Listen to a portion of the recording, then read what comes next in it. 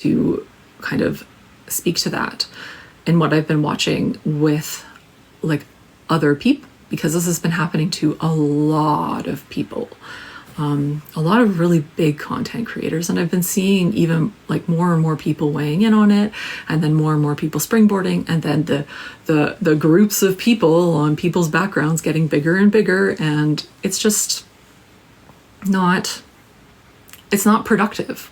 So I just want to say what I think would be much more productive use of all of our time. So being silenced on here, with the exception of going live myself and controlling the narrative. So it's annoying and it's frustrating, but I'm not afraid of it because I have nothing to hide. I have not told any lies. And, like I said, I have made my apologies.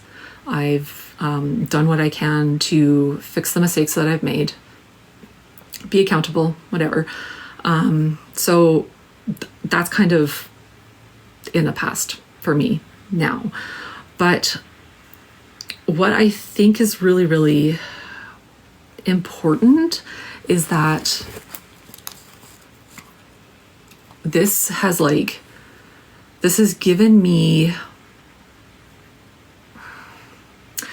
So, are there people that have done bad things? Yes, absolutely, for sure. Is it anywhere near the number of people that are currently being weaponized or demonized? Definitely not.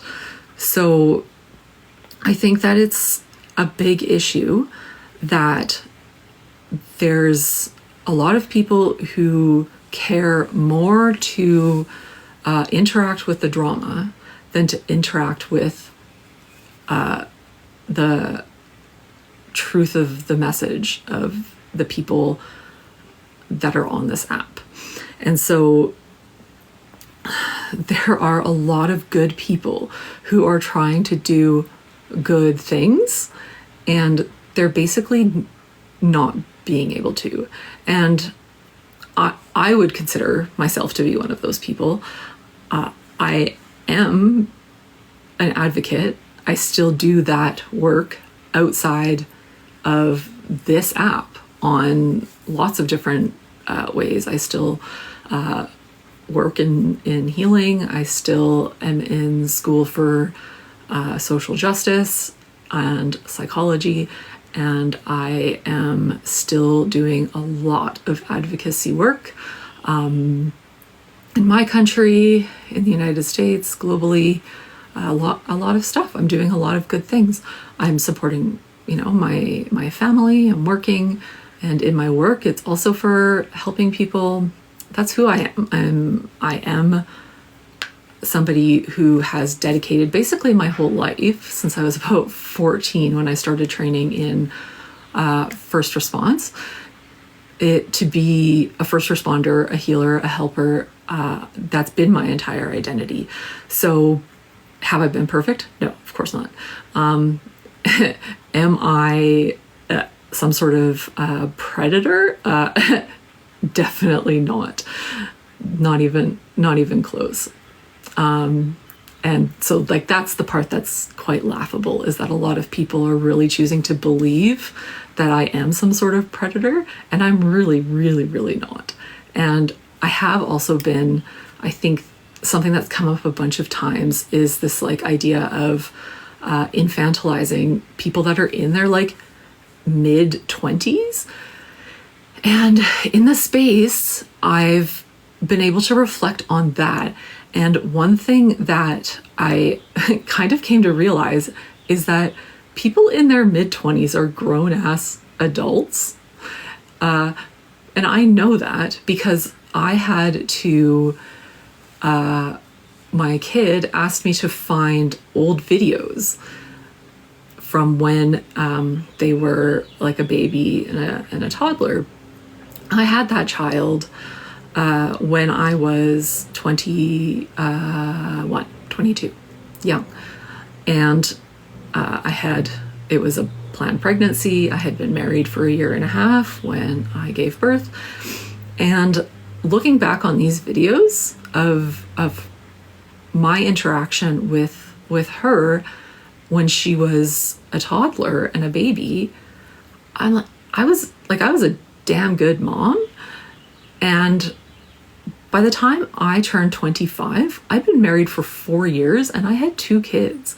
I was a stay-at-home mom running a household. My older child could like read it far beyond her years, and I taught my kids to sign before they could speak. And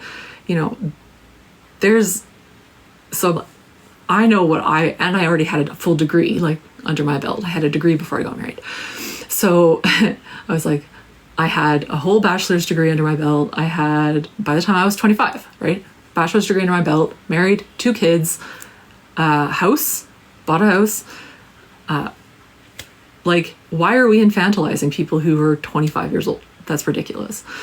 And then, in addition to that, think back, like, even so for me, for my generation, being married and having kids in your mid-20s is not unusual. I know that for the next generation, like my kids' generation, that is definitely unusual. But for anybody older than my generation, like my parents' generation, my mom intentionally had me when she was 24 because she felt like she was getting too old to have kids. So, hey, you can see my hands. I ain't blocking or muting anybody. So the idea that people that are in like their early 20s aren't capable of behaving like adults is not something that I accept. And the entire narrative around me being a predator is predicated on that idea. It did kind of snowball into this idea of like, well, where is like hard lines around age of consent and things like that. And I do actually find it a little bit amusing that, not at all amusing. This is a terrible thing. But in this sense of the word, amusing, that in the United States, there are like bills being passed to lower the age for workers' rights, so you can have child labor again.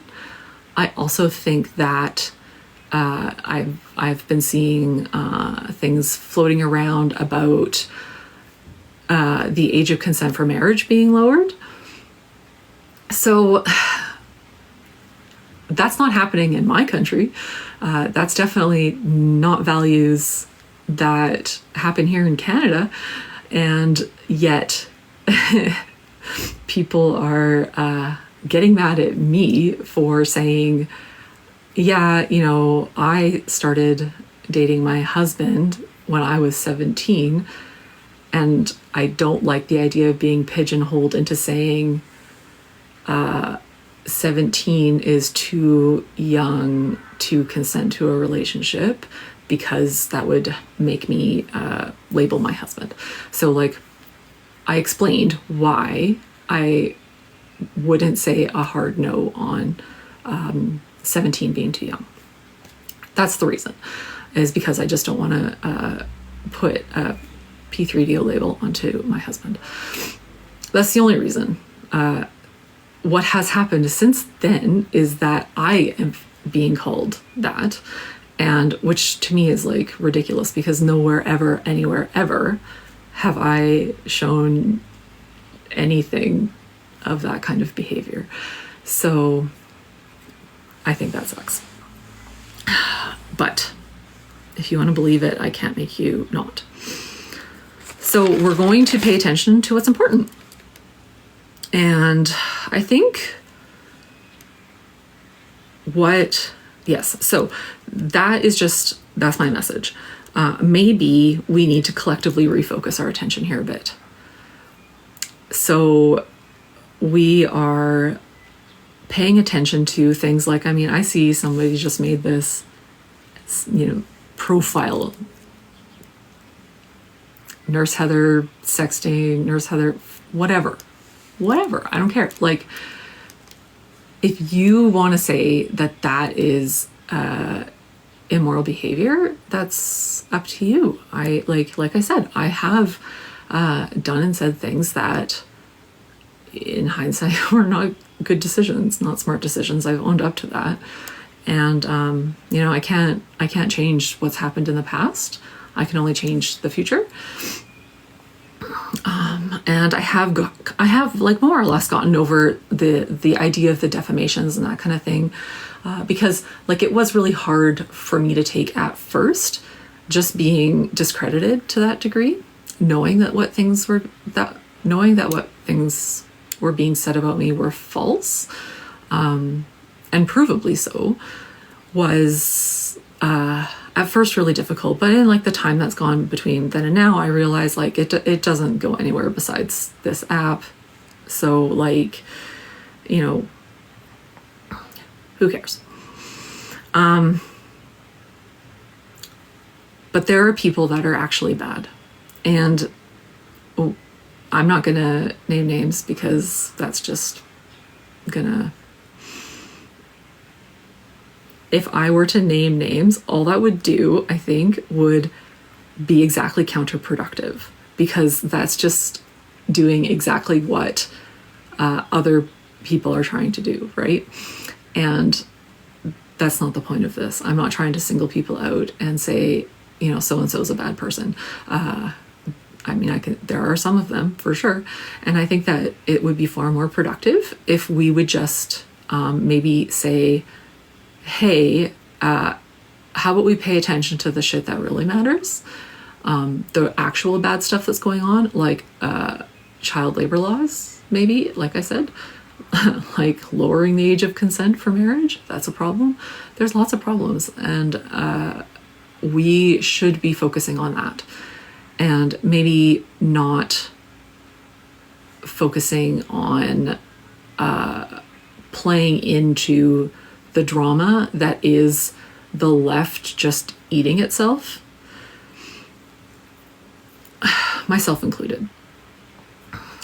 So choose to believe me or not, I don't really care. I'm fine either way. Like myself, I'm confident in who I am as a person. I know what I have done to remedy the situations that have happened over the last several months. And I'm going to continue doing what I do. And, I would really appreciate if I'm allowed to do it on this app, if people would let me.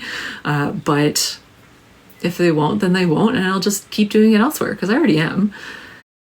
Vote each other, and holding each other to accountability isn't a bad thing, but we have to be willing to receive that accountability. Right? When people say that they've made a mistake, when someone says that they're sorry, you kind of have to say, okay, thank you. I appreciate that. I heard.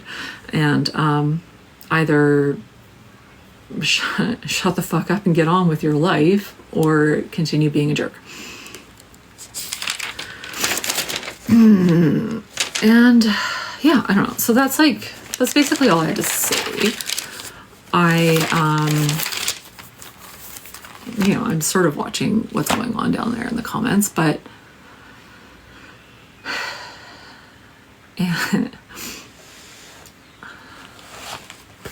why are my notes crazy? I think it's a great idea, and I don't get distracted.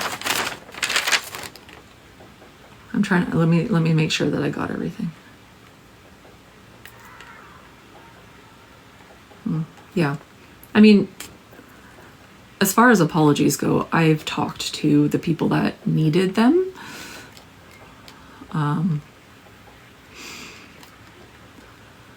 It hasn't been always public, but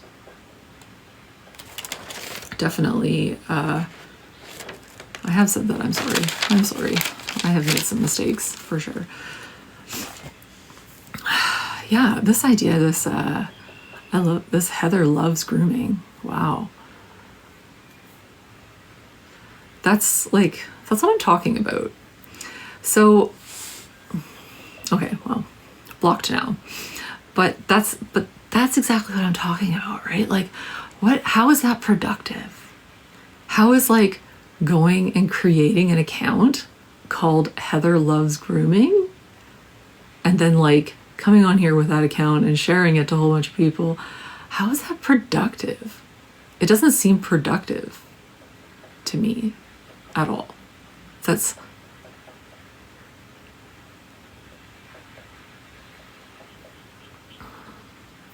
yeah.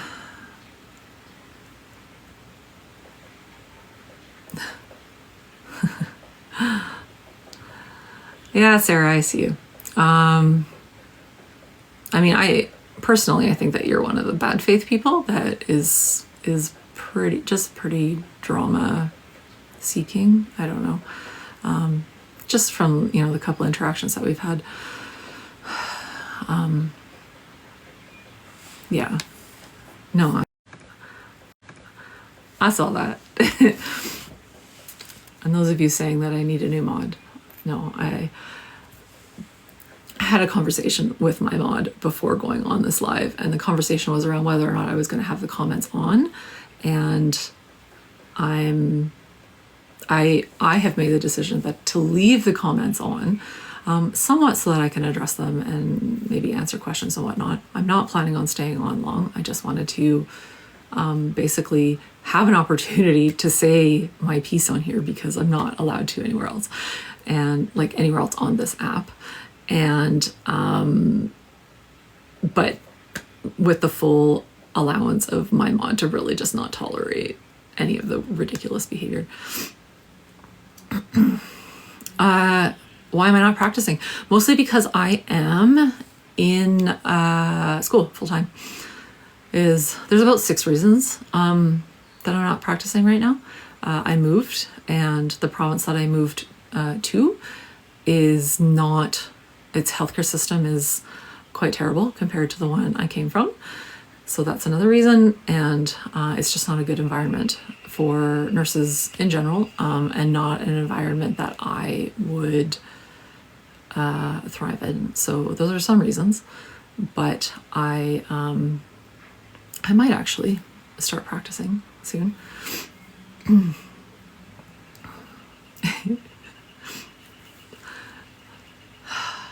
My mod, you're great. You're working so hard. I appreciate you.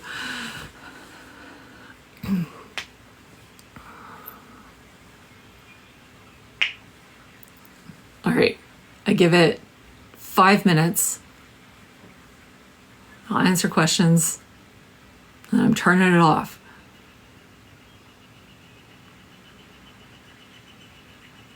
What am I in school for? Masters of Applied Psychology and Social Justice.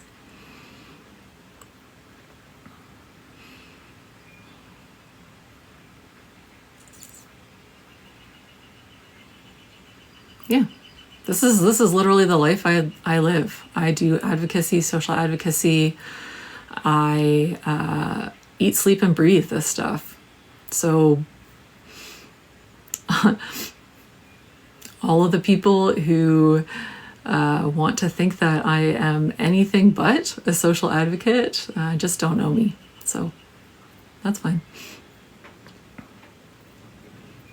I'm not going to reveal who my mod is. Yeah, Kate, there's a months long story there. You can DM me. I'll tell you about it.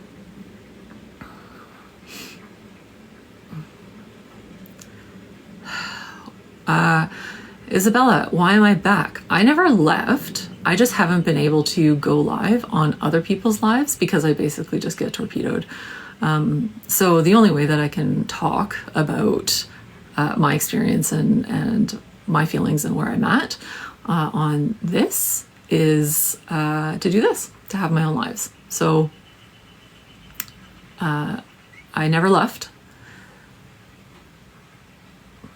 but I have just been not on other people's lives and not going live myself. So I just haven't been live. I also haven't been doing videos, but that's just because.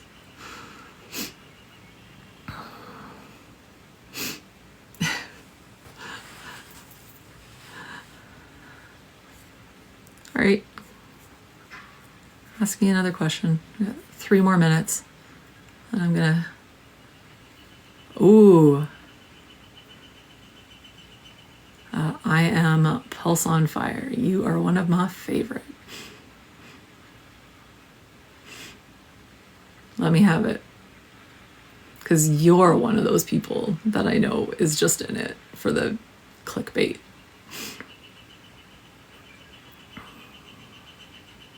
And I have made you unfollow me more than once.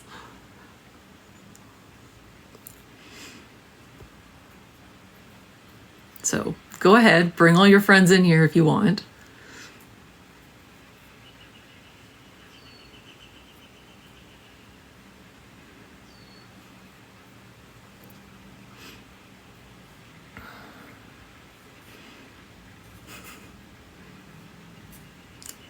You know, I actually think this is great. This, that there's only 47 people in here. I think I'm going to say that that says to me that people are getting the message. No, I'm totally okay. Nurse Susan, I have seen you around. I'm fine. Like, I am actually fine. On, like, because all of the drama and everything doesn't extend beyond this app. It doesn't go to anywhere else in my life at all. So it's, I know that I can just turn this app off and nothing else changes in my life.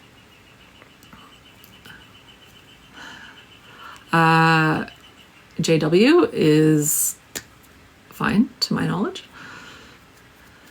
And do I still talk to Chris? No.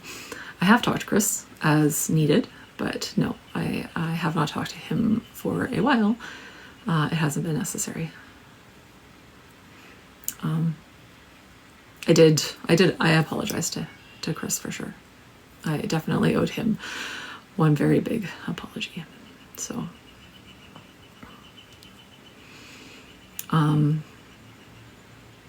yeah.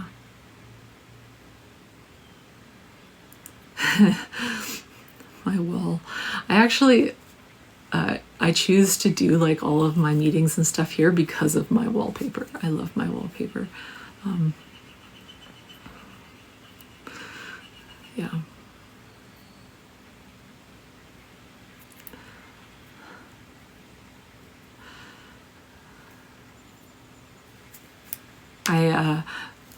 There's a bit of a joke in my family. Like, I have negative green thumb. If I'm responsible for the life of a plant, it won't go well. So for myself, the only plants that I am allowed to go anywhere near are the ones on my wallpaper.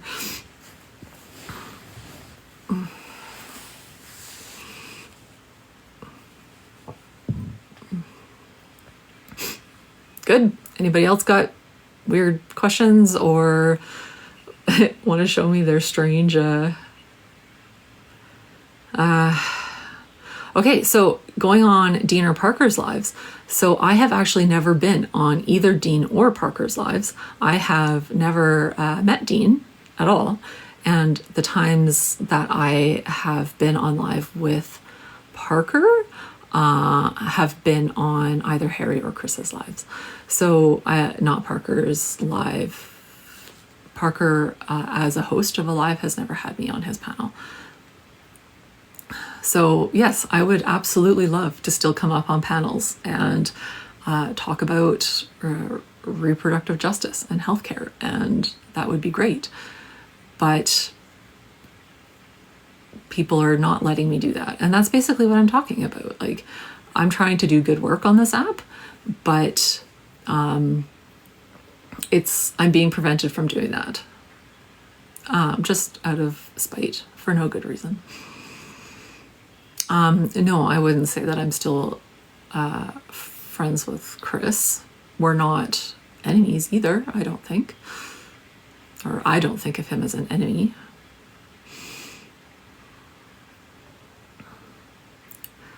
Canada has Planned Parenthood, yes. You can get care at the doctors as well, yep.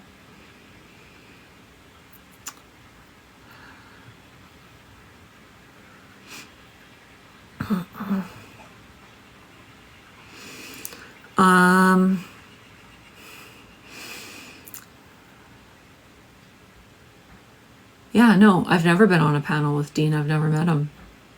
I've been on a panel with Parker several times, though. Yeah.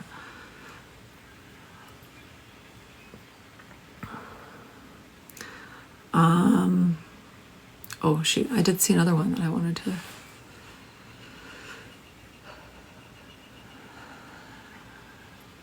How are we doing here? Oh, wait. Am I divorced yet? Not yet.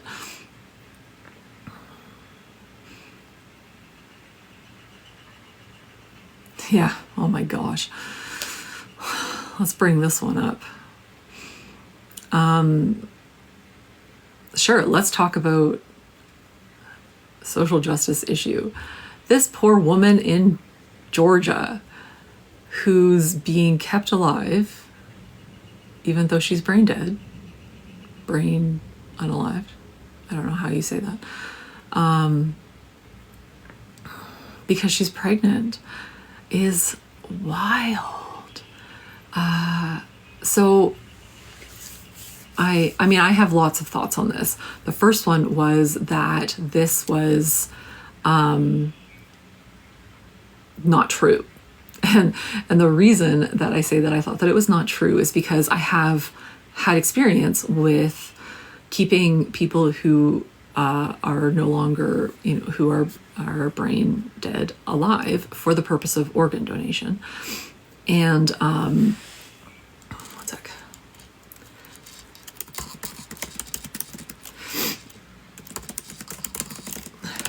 Don't worry, I'm not saying anything weird.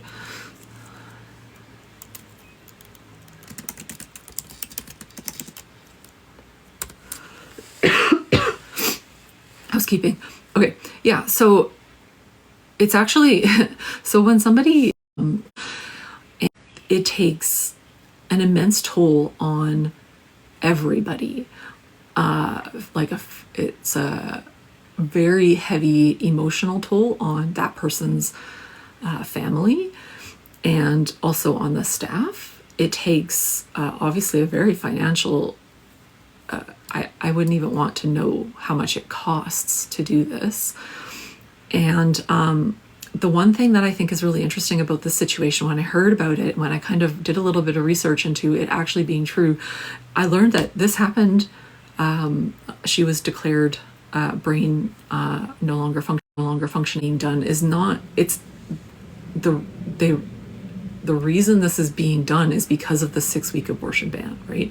And that it's so strict and it doesn't allow for any nuance, that this kind of situation was never considered when these laws were made.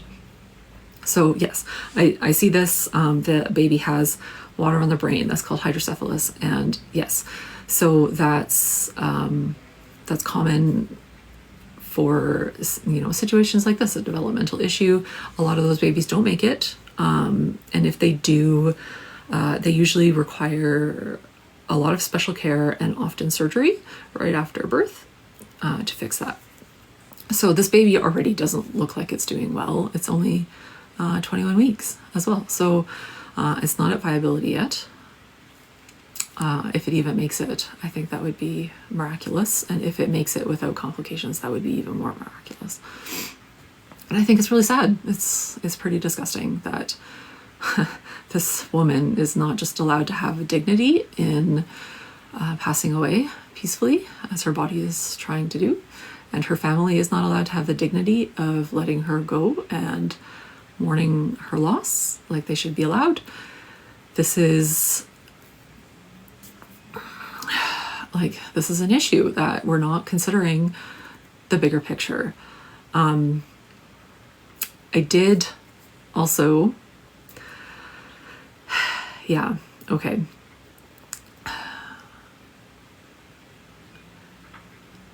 So the baby's issues, as to what caused the baby's issues, I don't know. I think that it could be either or. So it could be whatever conditions it was. So in order to just keep, like I said, homeostasis, metabolic balance, there's like people have no idea what goes into this kind of stuff, like temperature regulation. When your brain doesn't work, you can't regulate your own temperature. You have to be put on what's called parenteral nutrition. So in order to make sure that you have the right balance of electrolytes and insulin and protein and fat and carbohydrates, and like it's just there, it takes so much effort. And then they're like, organs just, they want to break down, and it's a fight to keep it from happening.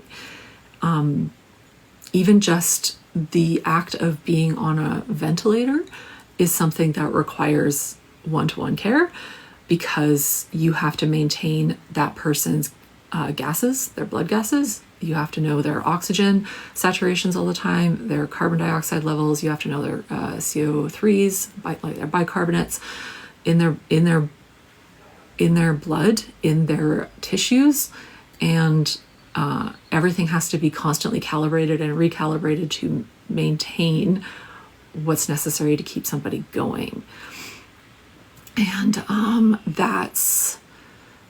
it's really hard for everybody. It's really, really hard on the staff to do that. And it's hard on the family, and it's definitely hard on her, and it's hard on the baby, and it's hard on the system. That's taking up a lot of resources also. No, I'm not divorced. Thank you for asking, because I know that you really, really care about my marriage. Yeah. In the last couple of weeks, I've actually, I got this message a couple minutes ago that I've kind of been thinking about while I've been talking about this, is about the fact that she is a woman of color. So in the last couple of weeks, I've been inside of school and also in my advocacy work looking at what's called the psychology of diversity, and around and examining things like explicit and implicit biases.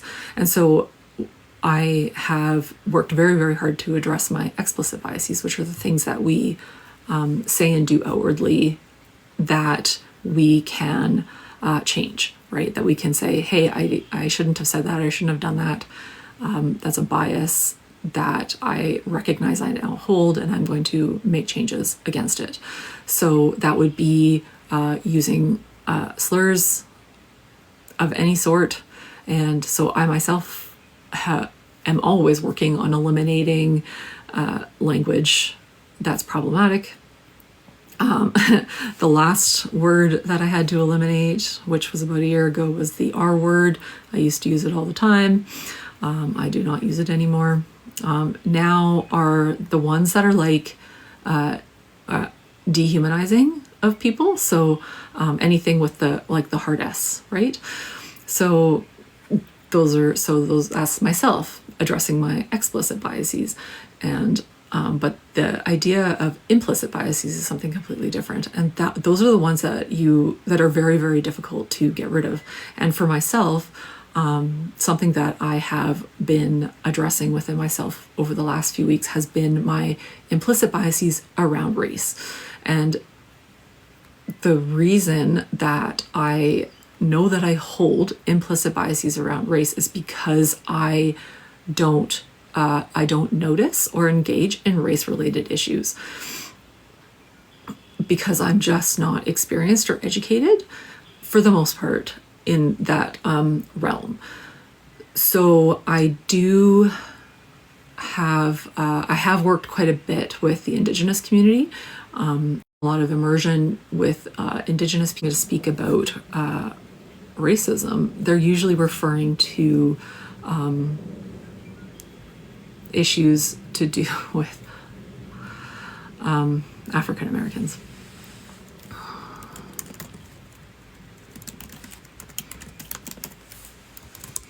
And that's something that I don't actually know that much about. I've been learning about it, and I mostly because the program that I'm in is about a 50-50 split between people in Canada and people in the States. So there is actually there's a man in my class. he's an older gentleman. He's African American, and he's from the southern states. So I have been able to get quite a bit of education from him over the last several months that we've been in this program together, because he knows quite a lot about issues relating to race. And so I've been learning. I do think that one thing that I have noticed and learned about recently is where there's like intersectionality. And this kind of speaks to the other drama that we're seeing in the Unfuck America tour thing, that I don't know a ton about it, but from what I can see, the issues are race related and also gender related. So the people that are at the receiving end of the racism are the people who were part of that situation, or like part of that group of creators who were both Black and women. And what I have learned and been learning in school is that when you belong to multiple of these marginalized communities at the same time, you, if one of those sections gets addressed but not the others, it actually makes the situation worse. So it becomes very complicated. You have to deal with all of them at the same time, and it's hard to do. It's hard to deal with racism and sexism at the same time. And a lot of the times it's actually three things. So you'll have people, so you have the racism, the sexism, and the isms related to the queer community. And that's what I've been learning about, is when like those three things intersect and how to sort of manage that situation. So I don't think that like that has been happening, but definitely the racism and the sexism together, and the misogynoir idea, which is a term that I only learned sort of maybe 6 months ago and learning about still. So yeah, I do think that there's something to be said. I know that statistically,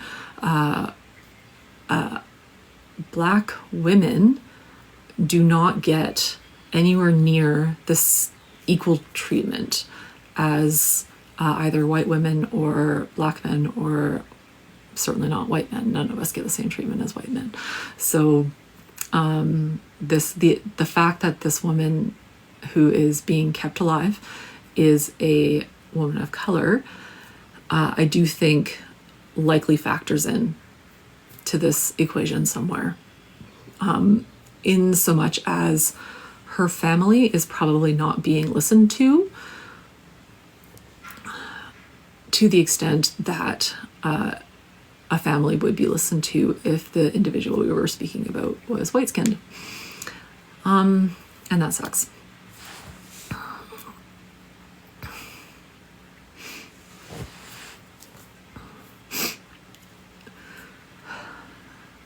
But like, honestly, to that, and there, like I said, the reason that I don't really talk a lot about like issues related to race outside of those related to the Indigenous population here in Canada is because I just don't have the education or the experience to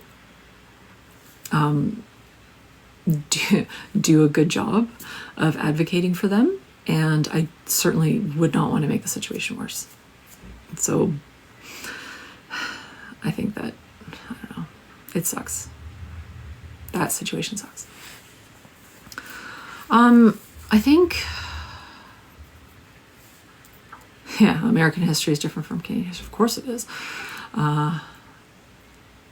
So I've been learning quite a lot about American history. So I talked about that I'm learning about the psychology of diversity.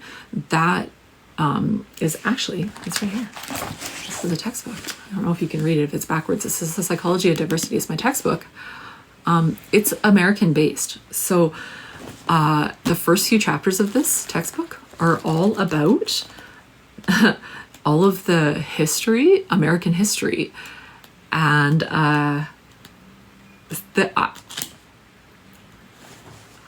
have never taken a course in like American history, American politics, but I do just like to learn about history in general. So I know a fair amount, but there are things in American history that are just shocking. I mean, I think the one that really surprised me the most that isn't race related is the don't ask, don't tell thing, which is just weird. Like, that you would have a law that's like, hey, you're allowed to be queer, just don't tell anybody, because if you're openly queer, then we'll kick you out of the military. Obviously, they're kicking people out of the military anyways now, but it's very interesting. So as far as like how deep racism goes in the United States, I do know about like the civil rights movement, slavery. I did do some learning around the American Civil War, and that I do actually know some of that history, segregation, and that, to me, I actually found it very shocking when I was reading this book and I learned that Black men got the right to vote before women did. And it's just crazy. And the number of laws that you guys have in the States that we just don't have in Canada, it just doesn't exist here, is wild. I also think that, so speaking about like the Indigenous population again, what we're doing, so here in Canada, we have like our federal government has said that what we did to the Indigenous people of this country during colonization and with the residential school system was a genocide. And that, like, using those words is very, very important. And it's part of what we call truth and reconciliation here, which is something that we do on every level. So we take personal responsibility for truth and reconciliation. And then we also do it with communities and on a broader sense. So what that means is that, number one, we learn about what happened. And that, so we learn about colonization and the impact that it had on Indigenous people, and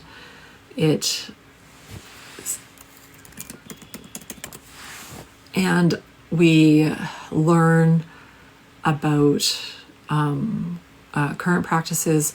We also so when I did my nursing education, I actually spent two full days of immersion at a longhouse, and doing full immersion into traditional Indigenous healing practices so that we could learn them, and which is super important. And even in just like this last week, I like to really do my best to learn from other people's perspective. So what I did last week was take a class on Indigenous beading, which would have been done for the garments of royalty. Beading is something that Indigenous populations do a lot of, if you know anything about them. But for this particular one, this particular class included using a specific type of bead that is what's the word? Sorry, invaluable. It cannot be replaced. It's not made anymore. So, but I learned about it from a Métis woman and sat down with her and learned how to do traditional Métis beading using traditional tools, what they're for, and learning, the stories and cultural practices around their communities, which is just super important. And that's kind of how we like our education system is, we do that, we try and do that, we really work on learning. Our education system is very fundamentally different than the US education system for sure. But not necessarily the entire country, like the entire country of the United States, because I've definitely come across people who seem to be very well educated. But there's no,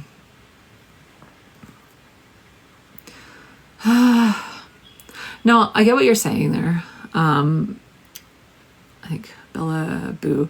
It's not a we're better than you. I do think though that there's something to be said that we certainly do things differently, which I think is a fact that is lost on Americans all the time.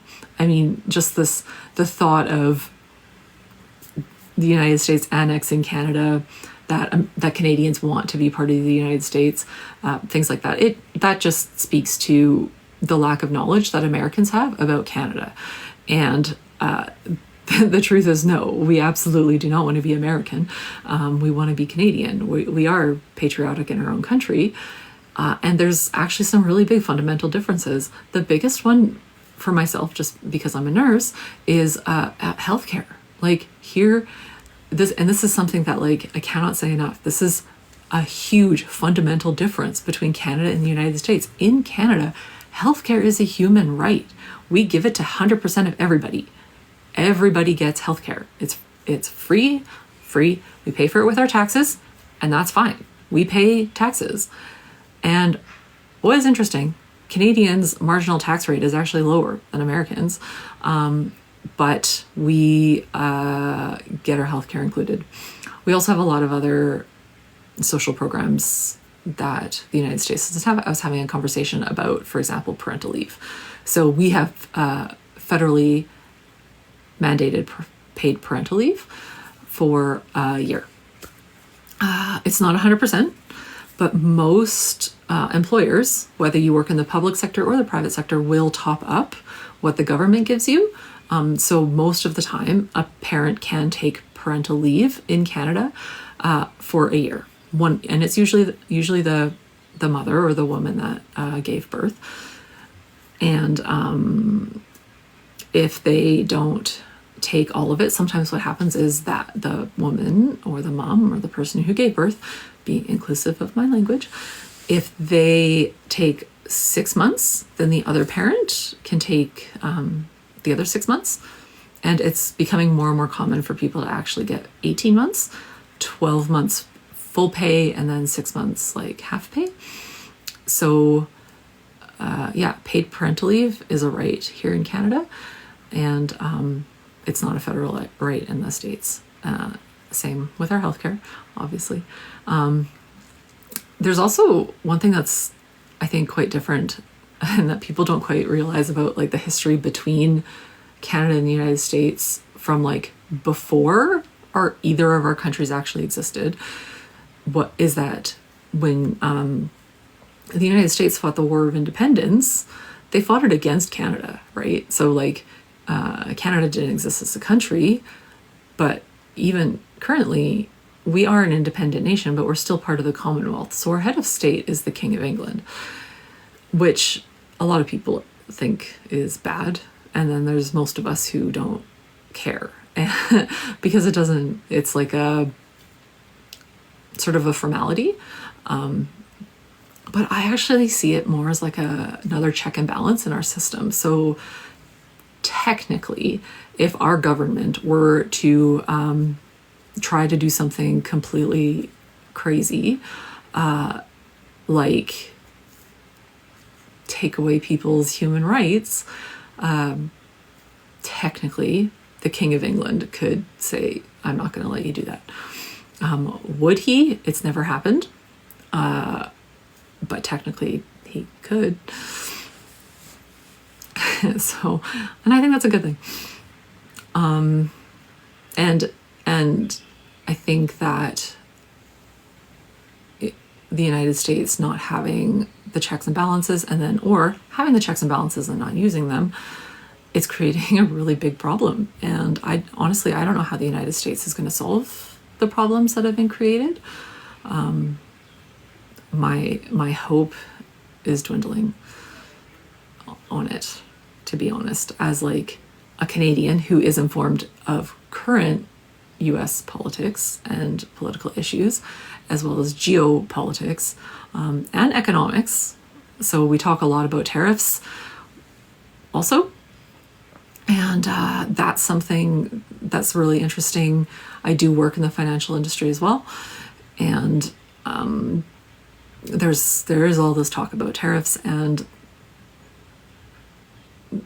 right now there aren't, like, the tariffs, that the 25% blanket tariffs don't exist. They're on a 90-day moratorium or whatever.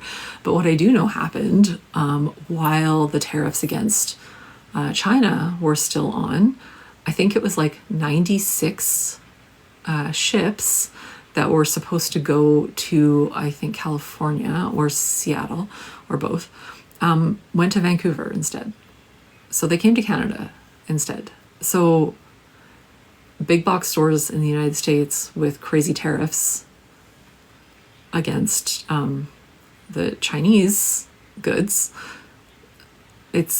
you're going to have empty shelves, and that's terrible for everybody. And I think everybody knows one of the things that they're talking about as far as trade between Canada and the US is in the auto industry. And then the other one, of course, is in the oil industry, because we have all the oil and you guys have all of the refineries for our oil. So we export all of our oil to the United States for very low cost. And then the United States refines it and we buy it back. But what we can do is ship our oil to refineries in Saudi Arabia, in China.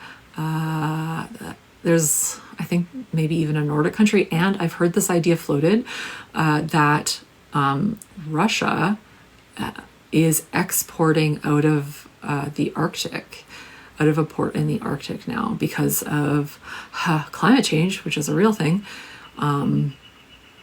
pulling back the polar ice caps. We also have the Arctic, and I've heard the idea floated that we could export out of the Hudson Bay, which is in the north of Canada, and go through the Arctic to export. So Canada will be fine as far as trade goes. The United States will not. You will not get our oil, and that sucks for you as Americans.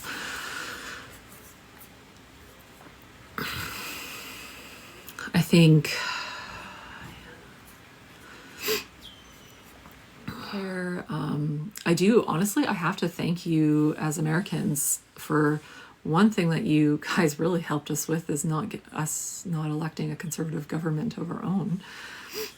So that was amazing. Okay. Cairo.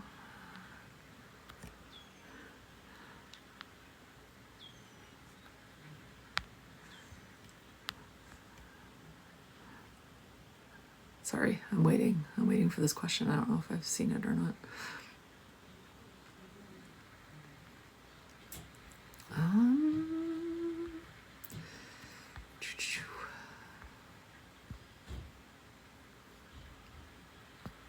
Did I miss it?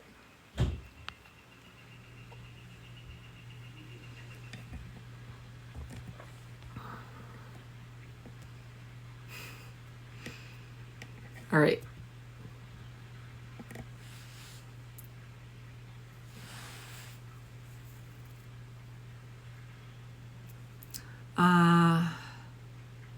Looking back, don't think H was trying to frame me for the questionable things. I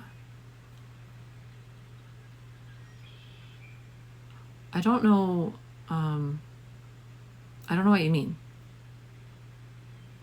Honestly, I'm sorry. I don't know. Like, who's H? Me? Like, because I'm H, right, Heather? So I don't know who that is. As far as like being framed, not that individual. If it's who I think it is, no. Oh, okay, yeah. No.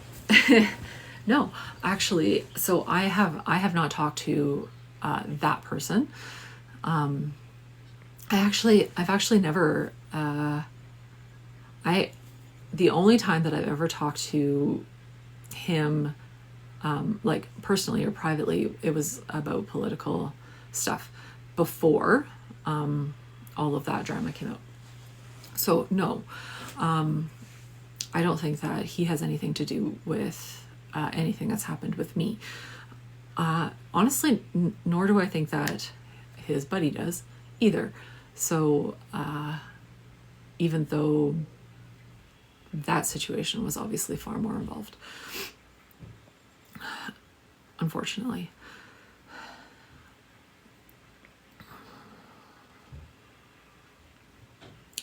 Am I okay?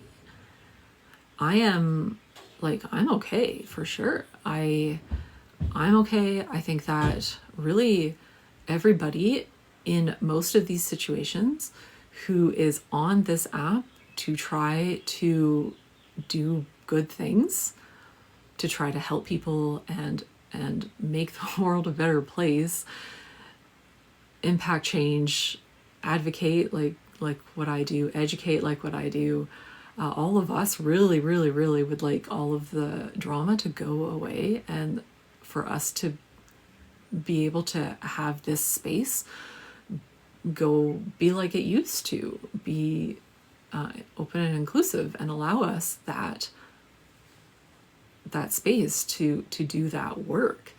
And that's being taken away right now from a lot of us. And I don't put myself very high on the list of people that are negatively impacted about this, because it's because I am nowhere near a big content creator or big influencer of anything close to most of the people that are kind of being demonized. Even though people keep telling me that I am like an influencer, I've heard it floated, celebrity, all these kinds of ridiculous things. No. But I definitely, as far as like that specific situation that you're speaking about, no, like my heart's fine. And it has been for a long time, because that actually ended in the beginning of February. It's been months, many, many months. And so obviously like it did come back up when everything kind of went down with the individual you're talking about. And then the way that I kind of reacted to it fueled some flames about some of that issue.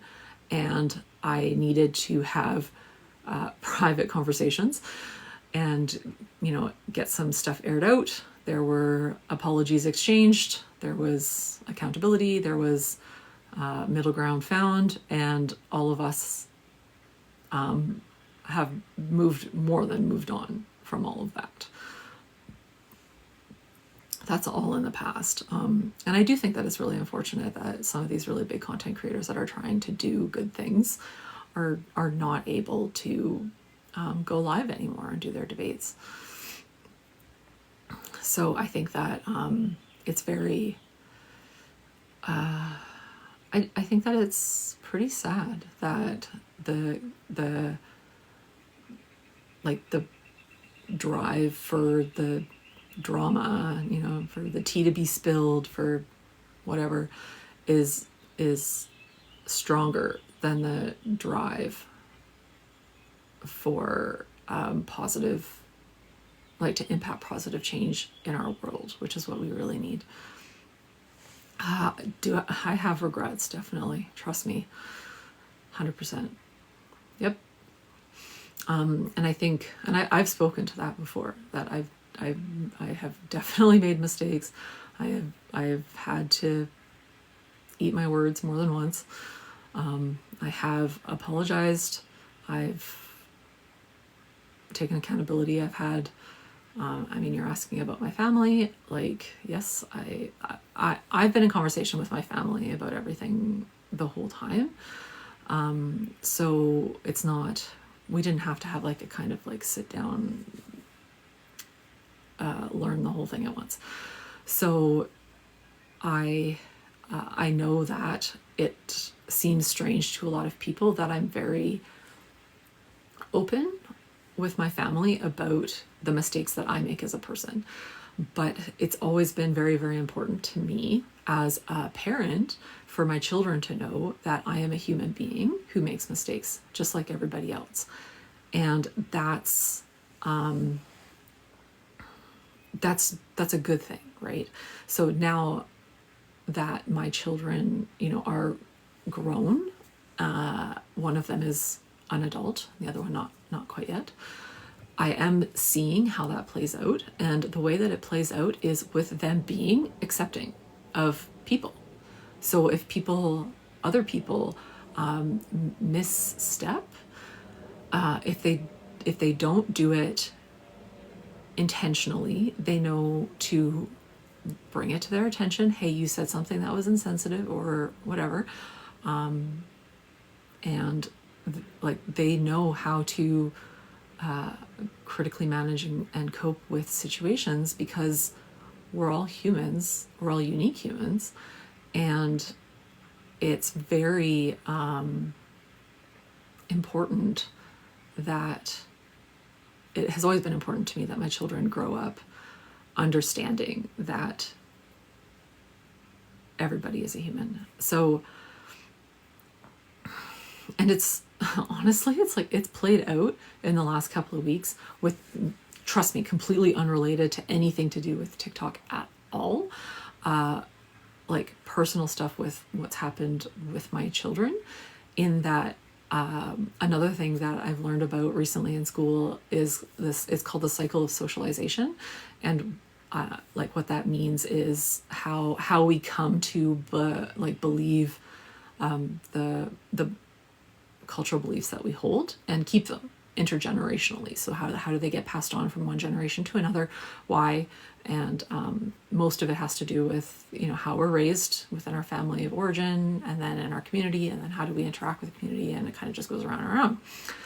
So it's very one thing that happened recently is that, so for myself, in raising my children, I have had to be very intentional about the things that I talk with them about, and as far as like cultural issues, social issues, being very open and honest. And trust me, over the years, it has been very, I have gotten a lot of pushback from people since my kids were very little in the way that I was choosing, and my husband, that we were choosing to raise our children. For example, my older child was present when I gave birth to my younger child, and she was only 2.5. And so a lot of people took issue with that. They said that was a terrible thing for me to do. So, but I push back on that, because it's not. It's not. It's not a bad thing to allow your older children to be present at the birth of their siblings, and that's just an example. So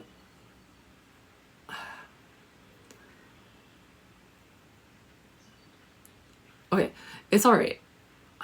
Elisa, I don't know.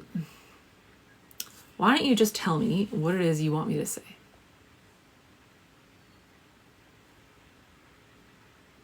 So while you're typing that out, I will a moderator that's so what my moderator is doing is trying to keep the conversation in good faith, because basically that's what everybody wants to do is to act in bad faith and perpetuate the drama.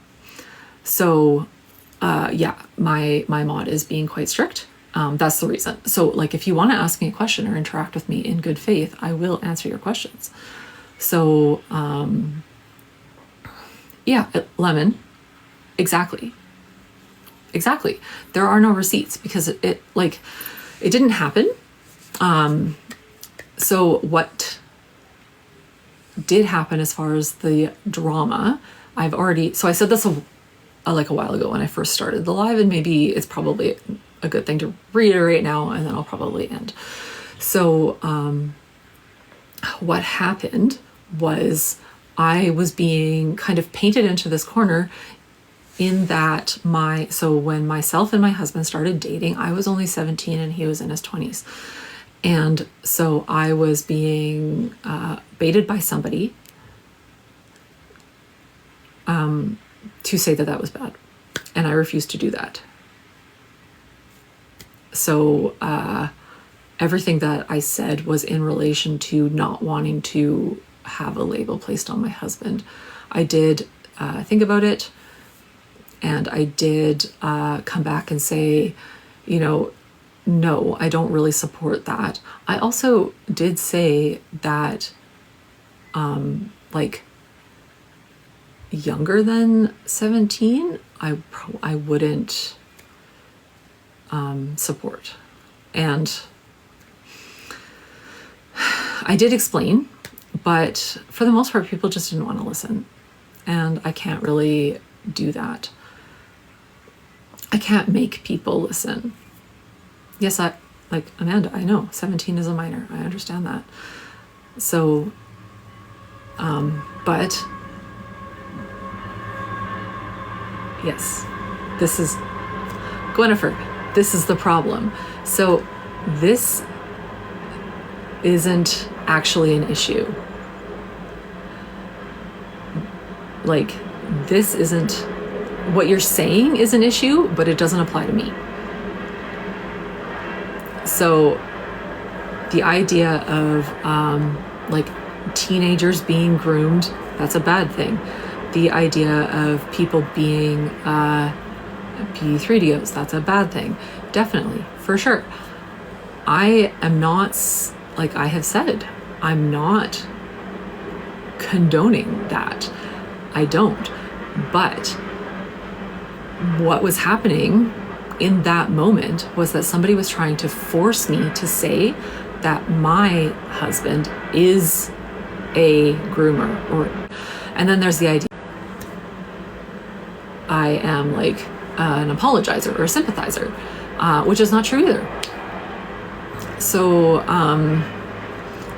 those are the things that, like I said, are the drama that people are really just like focusing on. And like, it's happening right here, right now. So like, people are, this is what they are trying to talk about. This is what they want to talk about. And that's a problem, because this is like an issue that's being created, or there is actually no issue within my life, right? So like, I am not a problematic person. I'm not a bad person. I'm a good person. My husband is also not a problematic person or a bad person. He's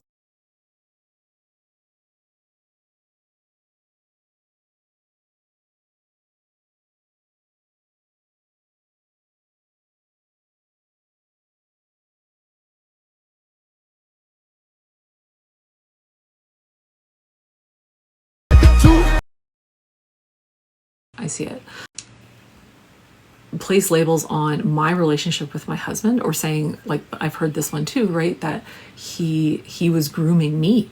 No, absolutely. Do you think, like, no, if that were true, would we still be married this many years later? A lot of years later, would we have been successful in raising a family, owning houses, building houses, doing all these things? Working together, maintaining a relationship with its challenges. And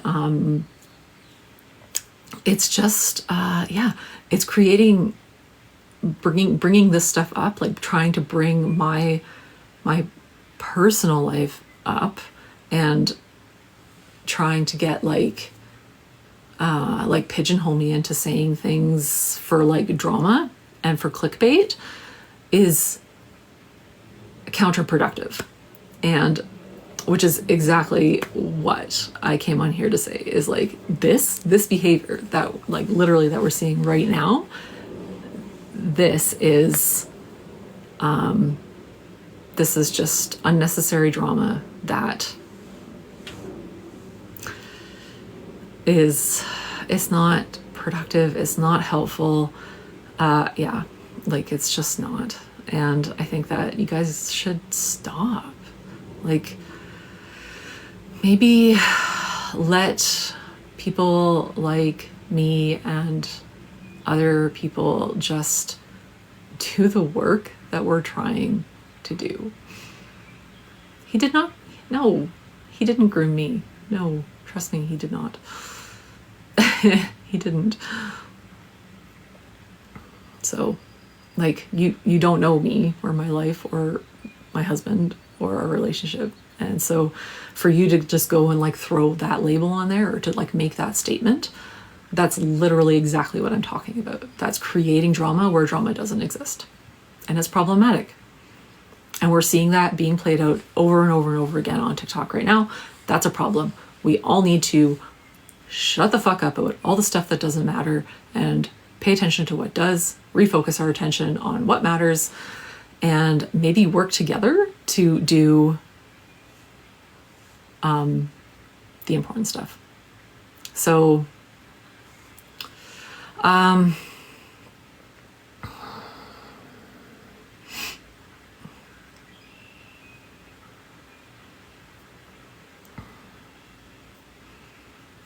sorry, what question? Bubble. I don't trust you. What do you mean by mandated classes, Cairo?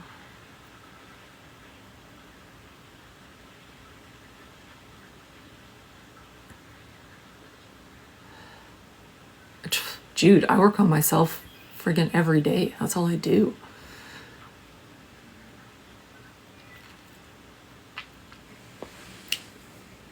Sorry, Bubble, and ask your question.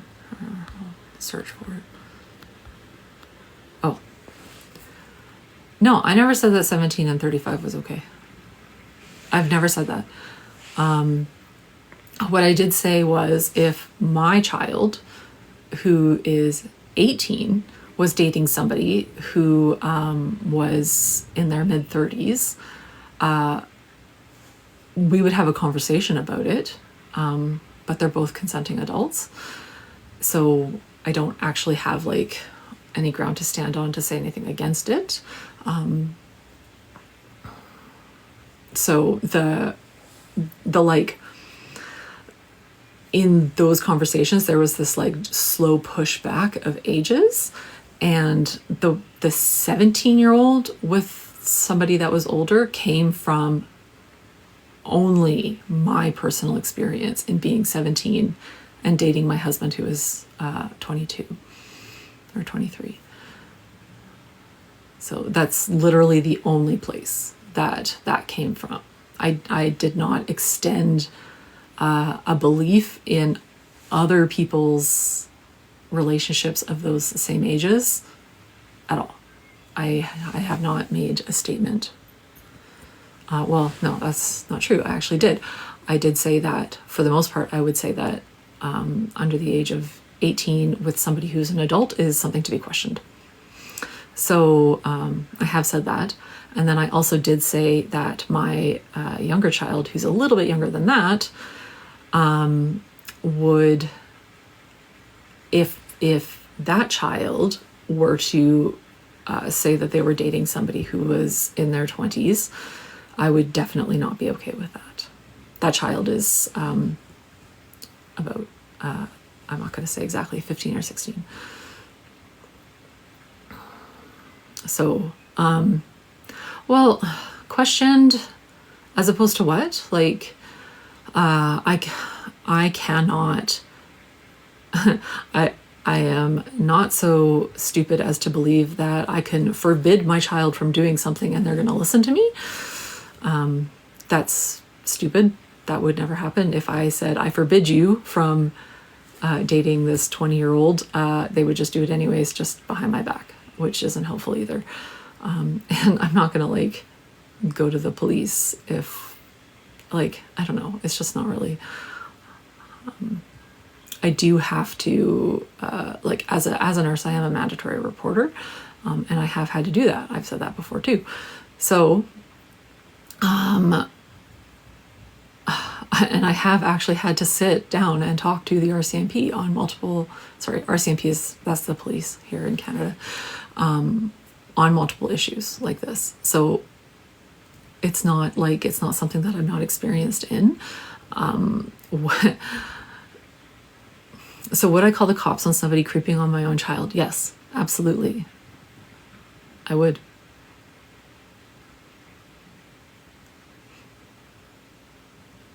So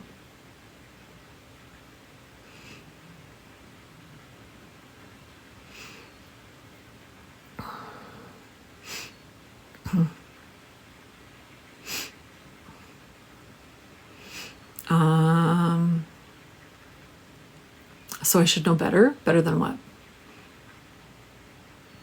Are you talking about the mandatory reporting thing?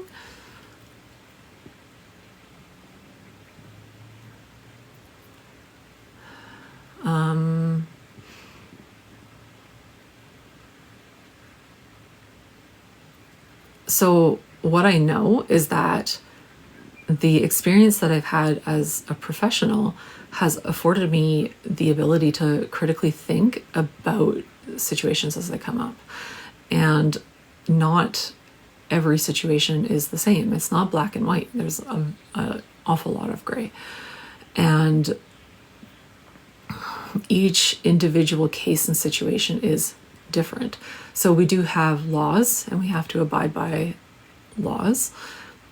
And I do that, and I maintain my, I actually have a bunch of things that I have to do in order to maintain my license as a professional.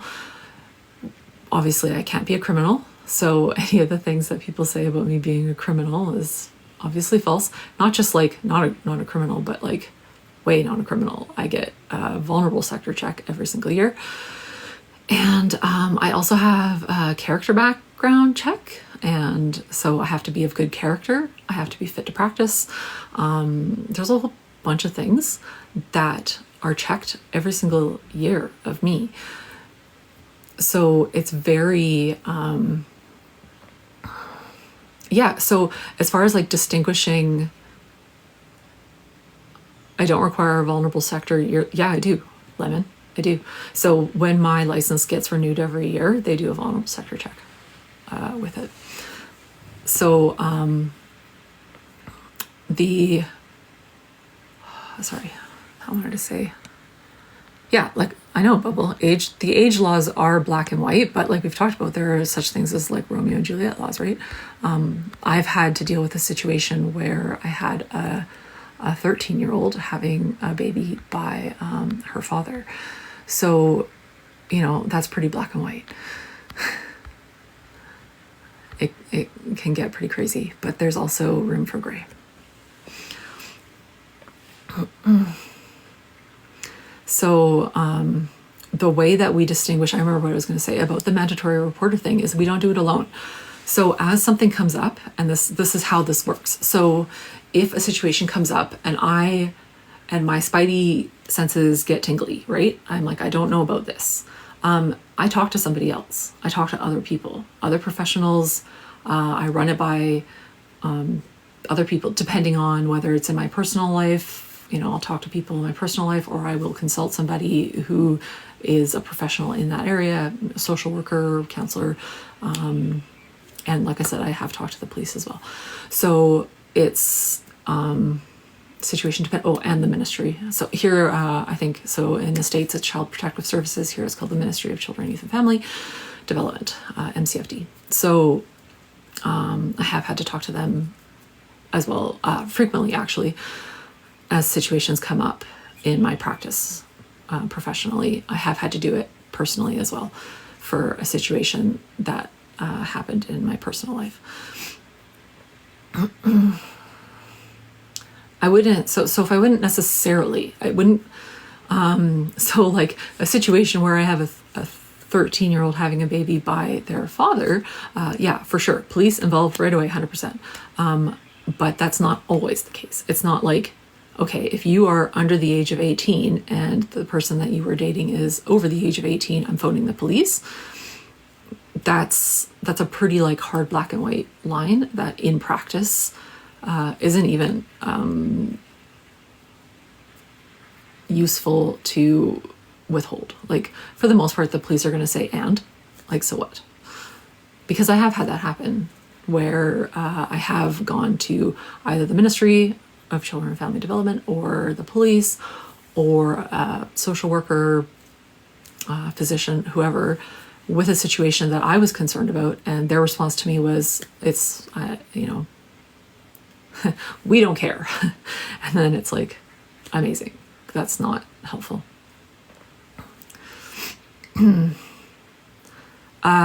If I'm providing care to somebody under the age of 18, do I have to contact somebody? Situation dependent. So there's laws around that. Sometimes police yes, parents no, which I know bugs a lot of people. And I have heard people say that about like myself as a parent. How can I be like, okay, with not informing parents of situations involving their children? And it is it's a difficult area in that, so if, for example, if we have like, say a 15-year-old is pregnant and they want to seek an abortion, we are not mandated to tell that. We are actually not allowed to tell her parents. So I didn't see who it was that said that, it wasn't a question, Lemon. No, I don't have to. So no, there are times that I have to inform the, either or, usually both, the police and the Ministry of Children. I do not have to inform the parent or guardian of the situation for like issues involving teenagers. Younger than teenagers, it's pretty unusual for the parent or guardian to not be with the child. And I haven't had to deal with anybody younger than the age of 13 in that kind of situation. I have done pediatrics, but for other stuff. And obviously babies, because, when you work in labor and delivery, you deal with babies.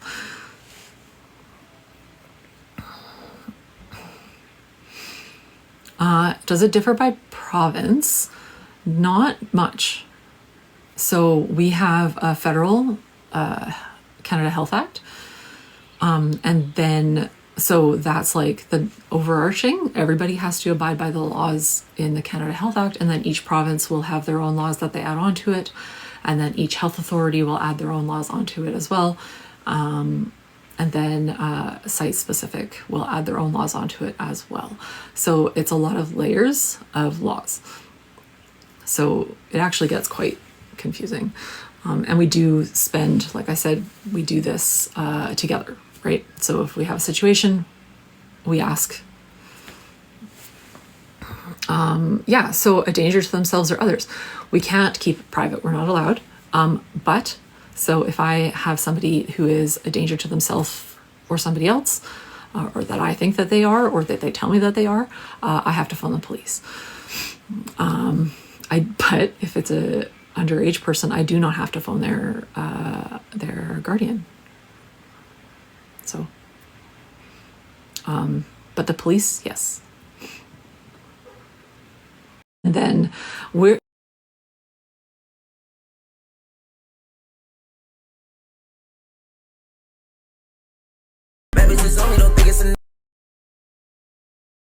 was right. I had this conversation not very long ago about how Not all the Canada, Discord we notifications. I'm taking scared. away people's rights very, very seriously. I am scared. So I don't know why it's going off. It's not showing me that I'm getting mentioned in anything or anything. to take away their rights to. So I don't know why. Honestly, I don't know why it's going on. We all need to protest, and everyone that's watching her live needs to leave. Hoops that we have to jump. Leave Heather's live. Leave Heather's live. Oh my god, all those notifications are No one needs to listen to her. from. Yeah, police are emergency care. Exactly. So if somebody is Somebody threatening, tell her that I'm to broadcasting her live. usually it is, threatening to hurt somebody else, it would be the police. And sometimes it's both. So, yeah. But the point that I want to make is that there's actually a difference between notifying the authorities and notifying the parent or guardian of a child. It's a different situation. So, yeah, Bubble, I've heard that already, which is whatever, fine.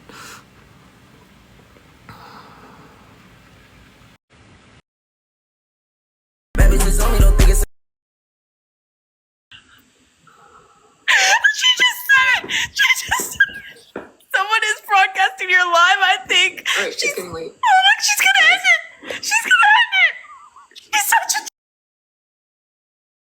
For shout out Maud, who has been killing it and keeping things as good faith as possible, and I appreciate people for acting in good faith. I mean, there are lots of people who are, I know, going to take this and run, and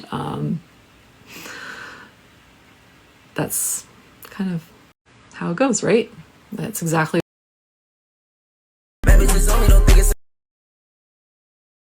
Comment, come over here when come over to Ashley's live when she's such a runner, bro. She's such a runner. Into drama, to turning it into drama. Shut the fuck up. Productive for any of us. And I denounce that behavior. I think that's reprehensible. So, Reprehensible. As if she's not the one who came on first. go Come interact. right ahead. Come interact. And Interact with me. I think that you shouldn't. Yeah, she says, I don't fucking run. Remember that? She says, I never fucking run. Protecting people's rights. And babe, you're non-practicing. You're not protecting anybody's rights right now. I don't know what you're talking about. Feeding into the drama. Ashley says, go into her live when you end.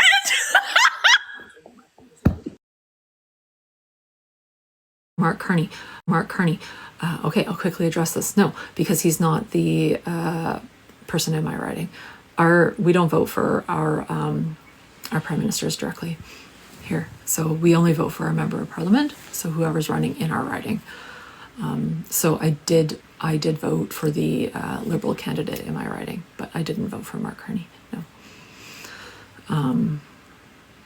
Yeah, as whoever's saying, like, to go join, I forgot who it is. Whoever it is, Ashley, is it? It's like hosting a live about me or something. I don't care.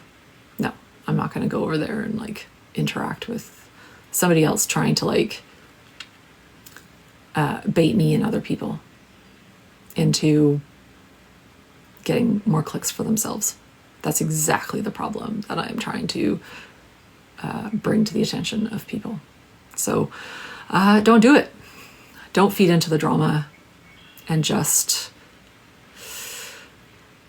try to remember what is actually productive dialogue. Try to remember who's actually a dangerous person. Whether or not you believe I'm a dangerous person doesn't matter to me, because outside of this app, there is literally a soul.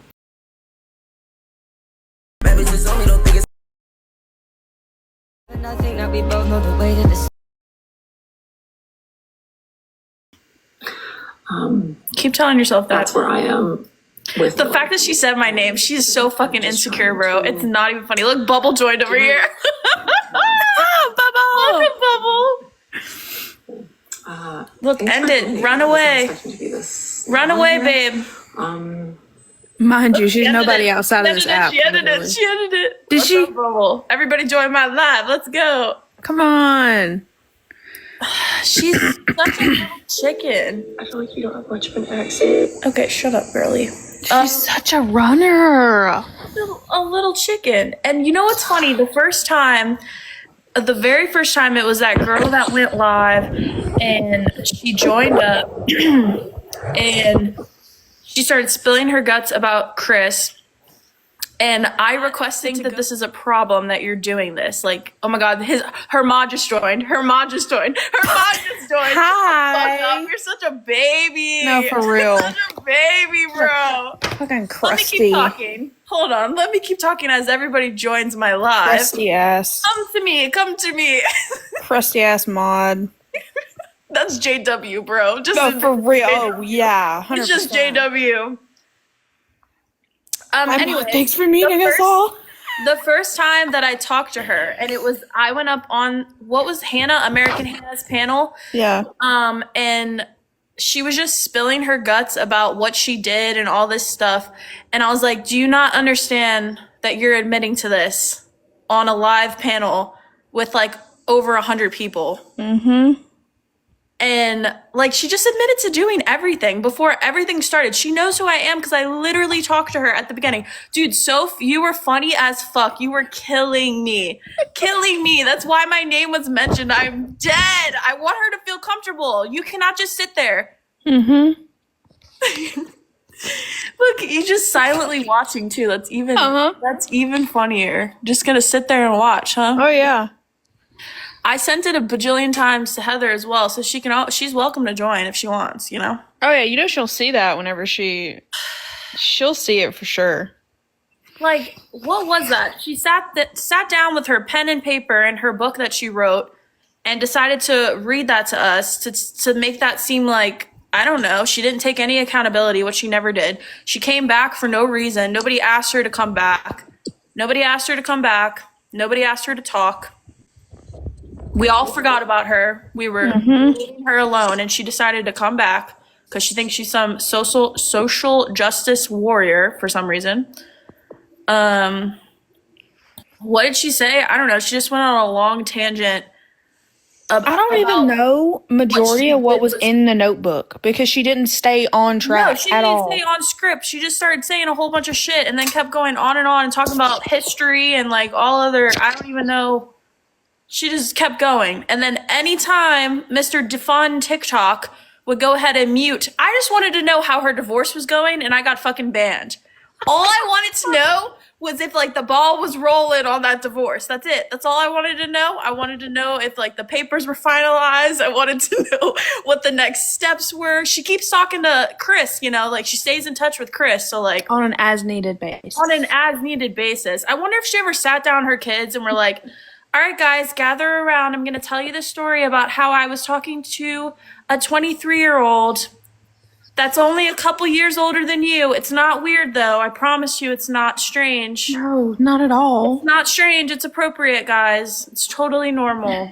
Oh, no, to that comment she said earlier, somebody asked if she still talked to Chris, and her response was, on an as-needed basis, and nothing else, is all she said.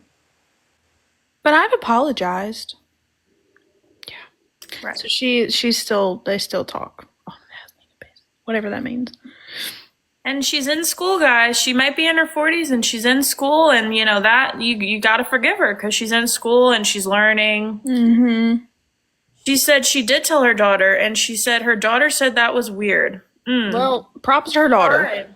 Unfortunately, it reminds me of my toxic mother. I'm sorry. That's horrible. I'm sorry to hear that.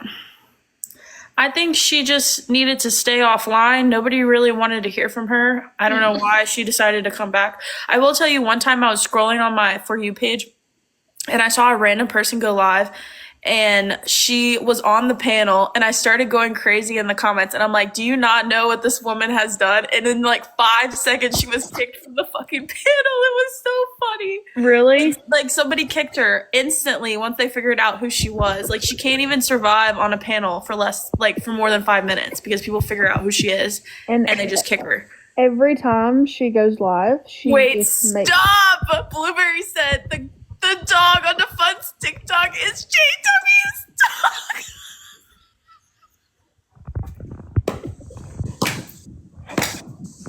JW, you're watching my live. You're such a fucking loser. You're such a fucking loser. What the fuck? You're gonna make an alt account and then have your same dog on the account. You are a fucking loser, bro. You are a fucking loser. What is going on? She's like, my bestie, my Facebook bestie. My Facebook bestie, JW. All of their information is so easy to find. Like, you can find her nursing license. You can find JW's photography account. You can find JW's GoFundMe. You can find everything. You can find everything. not the GoFundMe. Oh my god. You can find everything that you want to know about these people. Oh my god. Not the GoFundMe. I really wanted to get in touch with Benny to see how she's doing, and I sent it to her, but I did too, but she never said anything. still watching JW. JW, do I have to pull up your fucking GoFundMe? Do we need to read it together again? Do we need to do that? Because I can do it. Actually, you know what I'm going to do, guys? Well, I have 30 people in here. I'm going to pull up the original Heather live. And Helen, her nursing license is inactive. She either didn't renew it or she got denied for her renewal. And I know this because I'm a nurse, so I know how the process works. That's my backing up with that information. Like, after a certain amount of time, you have to renew the license. Okay, let's look up the first time Nurse Heather, and the one where it's, what's his name? Irish is live. I don't know if this is gonna come up by just like searching it. I might need to find a link because I don't think it's gonna come up just by searching it. And I'm not on Discord anymore. Mia literally asking JW to come up is crazy. He's still watching. He just likes hate watching. He's my biggest fan. It's okay. Yeah, he's still just silently watching. You know, JW, if you're gonna go into people's lives and watch silently, you might want to turn that feature off to where people can see that you're in there. He loves yapping. He loves asking for money too, you know? Yeah. He really, really loves asking for money. And you know, that's okay. I'm trying to find the video so I can play it. But it's gonna take a moment for me to find it. I need a fucking video. Dude, I completely forgot about all of this stuff, but then you decide to come back and start it all up again. Like, what are you doing? You think people are just gonna forget about this? Like, let's be really honest with ourselves. Do you really think people are gonna forget about it? I want the links to the video. What do I have to do to find it? Mia, help me. Somebody help me, please.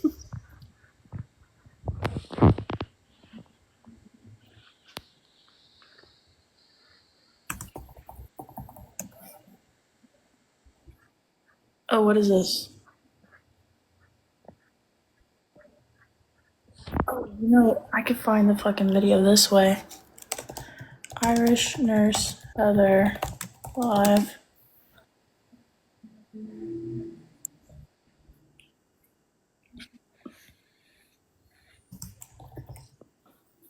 I need help finding the video to watch. Like the screen recording from the live. Do you know what I'm talking about?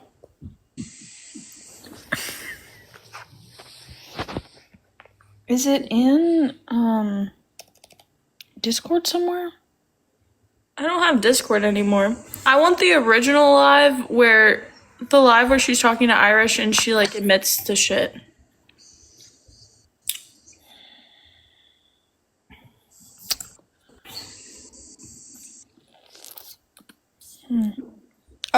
Oh, look at the comments. What? Somebody commented YouTube. Oh, thank you.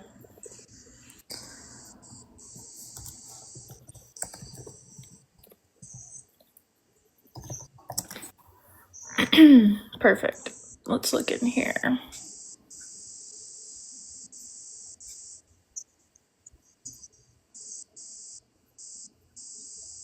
Here we go. All right, guys. Yeah. Well, I'm sorry. Did I not hear you? I thought you said a 35-year-old. If you're 18-year-old brought home a 35-year-old man, if he was a good guy, you'd have no issue. I thought you were saying a 35-year-old and 18-year-old, you've got no issue with. It's not my number one. Irish, I wanted to say that. No, but that's what Killer's asking is why is the age. Sorry, go ahead. I'm Yeah, sorry. no, but that's what Killer's asking is why is the age 18? Is it because that's the legal age, or do you think that people are sufficiently mature at 18? No, it's because we're actually. Yes, thank you. Yes, that's what I was getting at. Okay, it's because we're talking about a specific person, specifically my child, right? So I'm saying that I'm okay with that because I know my child, right? So like if my child, she's a very mature 18-year-old. If she, A very mature 18-year-old. A very mature 18-year-old. Oh, he left. Well, of course he left. she was a immature 18-year-old, and I thought that this relationship between her and a 35-year-old was not appropriate in the sense that she was being taken advantage of. Does anyone have what Mia was saying earlier about like Harry Sisson having like a crash out or something recently? Does anybody know where I can find that, if that exists? Oh my god, yeah. 'Cause I'd like to see it, and I'm blocked by him, so I can't see that. Maybe he's See. setting that people can see when he's viewing. Maybe. But does anybody have this like crash out that Mr. Sisson had? Because I'd like to watch it. There's just so many things that have happened recently that I can't keep up.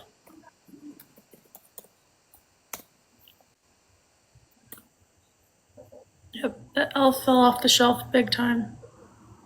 I would have an issue with it. I'm asking, like, we can talk hypothetically because I think it's very dangerous to talk about people's children because it can get personal, and I don't want it to get personal. But in a hypothetical, would this 18-year-old possibly be in high school still? Because there's plenty of 18-year-olds who are in high school. Mm-hmm. So you would be okay if an 18-year-old in high school brought home a 35-year-old man. The crash out is in Discord, I think. Well, how can I get it though? Where in Discord? Is it in whose server?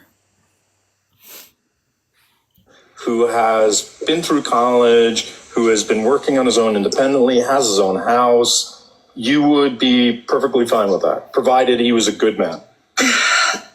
Yes, and the reason that I can say yes is because that's exactly what I did. So Well, I understand that. Yeah, and you don't. Exactly what I did. Is that what you're saying? when I was Uh-huh. 17, right? So under the age of consent is when I started dating my husband, who is older than me. How old was he? He was 23, 24. So Okay. Bubble, I don't really know. I was just told that he had some sort of crash out and I wanted to watch it to see like what it was. But I don't really know. I'm not on Discord anymore, so I don't really know. But I was just curious. All I'm saying is that Heather thought that she did her big one by going live as like some sort of comeback. I know. I need to get back on Discord. I just needed a break. I like taking breaks.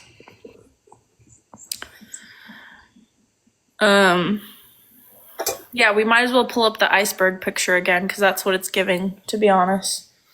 But she's the one who came back to start all this shit up again. Like, she didn't have to go live. She didn't have to go live. She didn't have to write on it. You know this shit has been bothering her for months because she took a fucking pad of paper and wrote out a whole story about it. So it clearly is bothering her.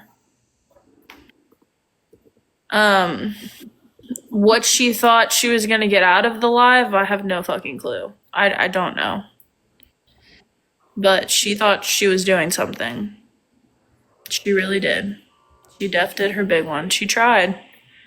She wants to come back. She wants to be a content creator, guys, okay? She wants us to look past to all the gross things that she said, and she just wants to become a content creator. She just wants to sell stuff on the TikTok shop, okay, guys? That's all she wants. She just wants us to buy her TikTok shop products, okay? That's all she wants from us. But when you say problematic, icky stuff like that, you can't really just come back. It's not how it works.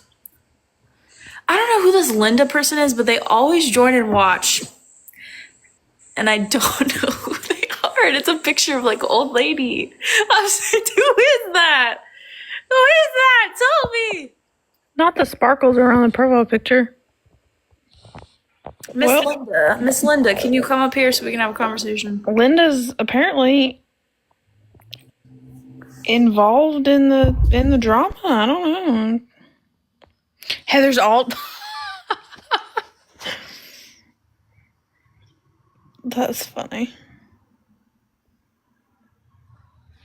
Guys, let me pull up the iceberg again. We can have a lesson about Linda it. just sipping the tea like the rest of us. No, for real. All right, where do we begin? Oh my god. It's gotten so big since the last time I saw it. Jeez Louise. I can't even. Where do I even begin? What's the beef? Oh. Bob the Librarian's still there.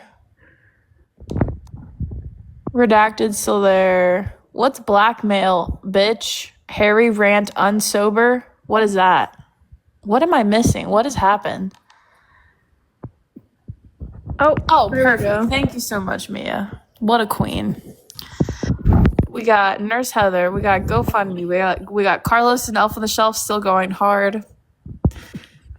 We got. Just got applauded.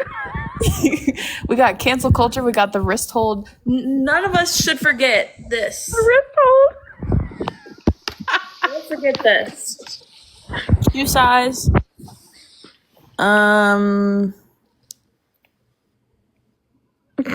White Claw's Hannah Z reference. Okay. What's Harvard? Chris's crash out number 2. JW prom date. We know about that. Yeah. What is in-person penis about? Oh, yeah. How do y'all... Never mind. I'm not going to say my comments about that, Hannah, because y'all are not going to be happy with me, so I'm going to keep it to myself. What's bait live suing mean?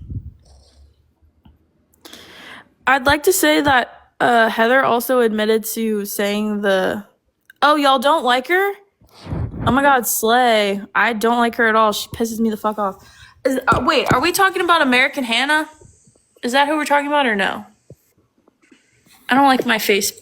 I don't like my face big. Somebody make Mia, make my face small again, please. Make Beth's face side by side. My face is too big. Yeah, fuck America Hannah. Let her come up here and let me talk to her because there was one night where she started crying on live, and it was because everybody was coming after her after the Unfuck America tour. And you know what? She kind of deserved it. I'm not going to lie. She deserved it. I'm sorry. She's been talking mad shit about Sarah. Yeah. I've tried to remove myself from all of this, but she just pisses me off. Oh.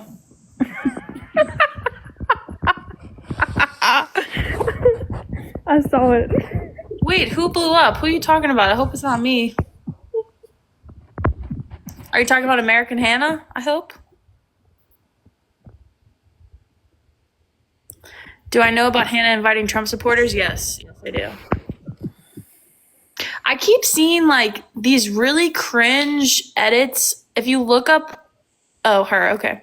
If you look up American Hannah, like on TikTok search, there's like these really cringe edits of like her and sis. Like, watch, I'll show you. It's very weird. There's like these weird edits with 2 of them. Watch. Y'all tell me if y'all have seen this before. I thought, oh my god, I need to remove my background. I didn't know that multiple people didn't like her. I thought that was just me. Like, what the fuck is this? What the fuck is this? What is this? What are we doing?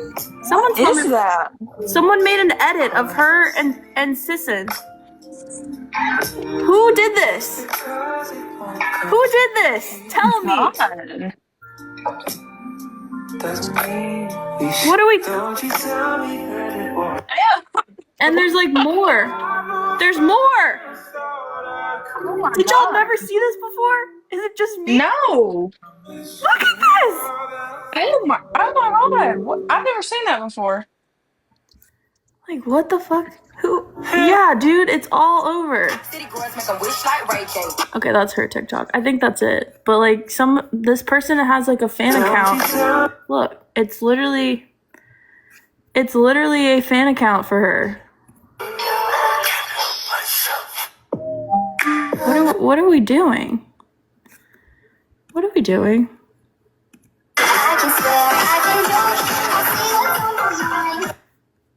Please, no, please don't share more. I'm sorry. I have to do one more. Look at this. Look at this. Not knowing what it is, I will not give. What the fuck is happening? Also, Harry looks like a baby in that. I don't. He looks very young. Look at that. It's the way they look at each other for me. Oh my god, bye. What the fuck is this? Okay. Is this like Hannah's own alt account? Like, what's going on? What are we doing? Alright, I'm done. I'm sorry. It says American Hannah's wife. This was before Hannah became a Harvard.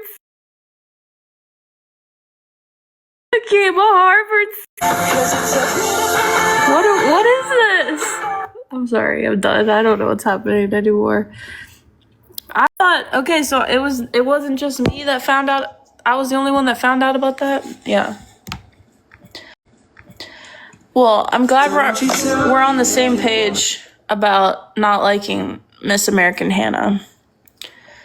I never got to like have a discussion with everybody about the Unfuck America tour, but it's been talked about so much. I feel like I don't know if it's worth. It's because she isn't nice. And she makes insensitive comments. Yeah, she does.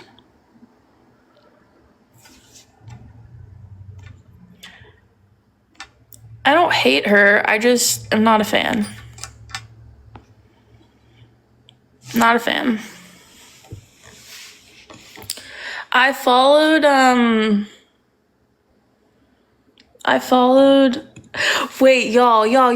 Wait. Okay, who was it? Was it Bubbles, sorry. Was it Bubbles that said that the JW alt account had a TikTok of a dog?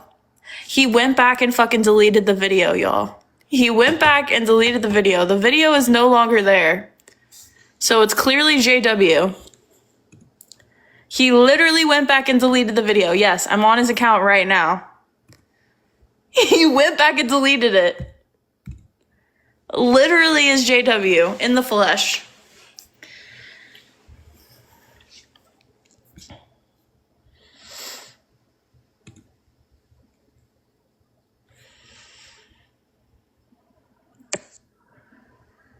Here, I had to get food.